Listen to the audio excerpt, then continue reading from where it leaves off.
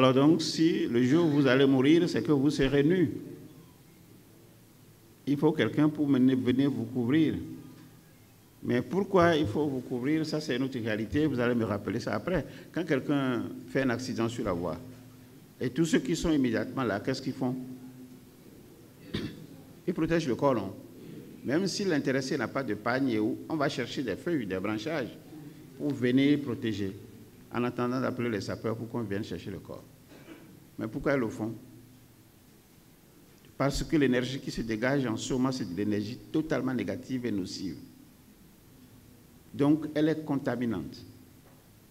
Donc, tous ceux qui sont dans cet environnement risquent vraiment d'être contaminés. Et c'est pour ça que, connaissant ou ayant des connaissances, on est obligé de chercher tout pour couvrir le corps qui est là.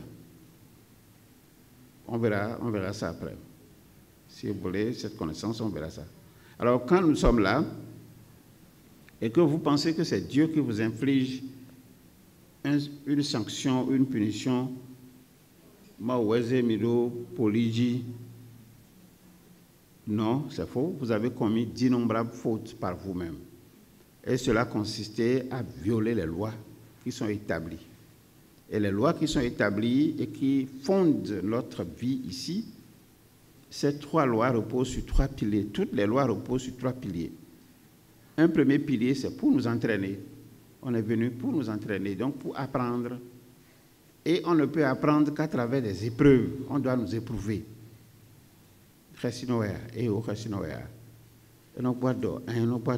Donc, allez, il faut le laisser passer.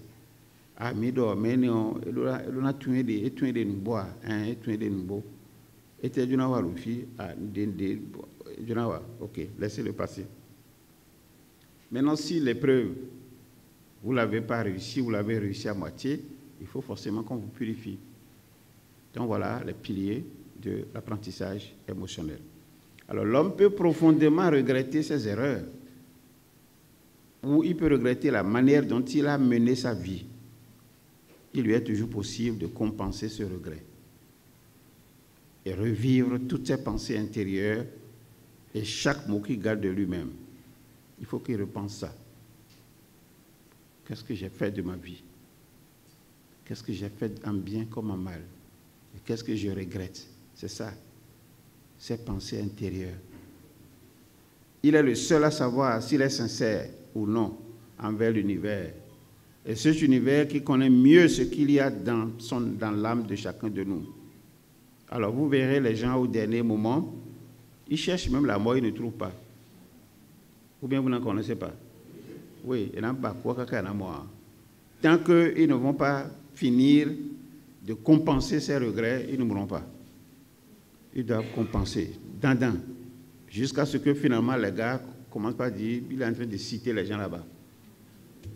Oui, vous n'entendez pas ça dans les villages? Et le merecha balabala. Il est en train de citer les gens en pagaille qu'il a fait ci, il a fait ça, il a fait ça, il a fait ça. Ça, c'est la période d'hallucination. Et tant que l'intéressé, en fait, n'a pas épuisé ça, le souffle ne va pas quitter. Or, le souffle, on dit, il est débarrassé de toutes les attaches. Or, s'il est attaché encore à un regret, il ne va pas partir. Est-ce que vous me comprenez? Donc, si vous arrivez, en fait, donc, de votre vivant, à revivre toutes les pensées intérieures, il y a telle année, j'ai mal fait ceci, il y a telle année, j'ai fait ceci, il y a telle année, il y a ci, c'est ça que j'appelle la tribune du pardon. Nous allons mettre un espace en jeu pour permettre aux hommes et aux femmes qui sont dans le besoin d'apprendre à se pardonner, d'abord à eux-mêmes, ensuite à pardonner à d'autres et à demander pardon et à oublier. On veut en fait former ce contingent. Le jour où on va mettre cet exercice en jeu, si ça vous plaît, vous venez. Si ça ne vous plaît pas, tant pis. Mais c'est toujours pour mieux vivre. Pour mieux vivre. Si nous admettons qu'après la mort, il ne sera plus possible de compenser les fautes commises ici-bas, alors nous n'avons pas une minute à perdre. Le temps passe en un clin d'œil et nous rapproche de la mort. il nous est impossible dans la majorité des cas de prévoir quand la mort nous frappera. Si nous ne voulons pas éprouver le regret, nous devons reconsidérer nos vies, nous rendre capables de rendre des comptes pour toutes les années que nous avons passées ici, parce que tout se passe ici. Et comme tout se passe ici, ce n'est pas après notre mort qu'on a des comptes à rendre à quelqu'un. N'en déplaise à ceux qui vont parler de purgatoire, d'enfer, de paradis, ça c'est des récits ou des narratifs inutiles pour nous endormir, pour nous empêcher de penser à la vie ici et maintenant et faire en sorte que nous continuions d'être ce que nous sommes.